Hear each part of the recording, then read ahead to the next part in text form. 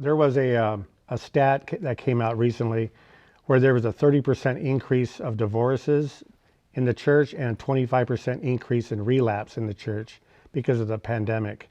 Our story and testimony is how not only did the Lord help us survive the pandemic, how we could actually thrive during the pandemic as a couple, which had never been there before. It actually starts a couple of years ago when Dennis went through Celebrate Recovery at Southwest Church. And it was a very long process, and I didn't see any immediate changes, but he was ready spiritually for this pandemic to hit and everything else that came with it. He told me one night, I want to make your life better. And that just blew me away. I'm like, what do you mean you want to make my life better?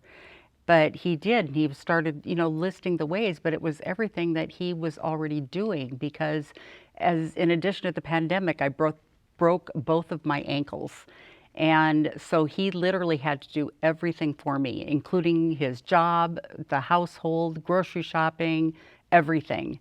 And our ship did not sink. It kept floating, and we had the Lord as a basis. And our testimony here is, I wouldn't have done it without being led by the Holy Spirit, who gave me direction and discipline on how to do things and set up a game plan.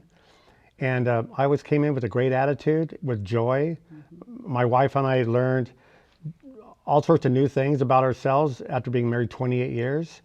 We found new joys watching movies at night together and eating together.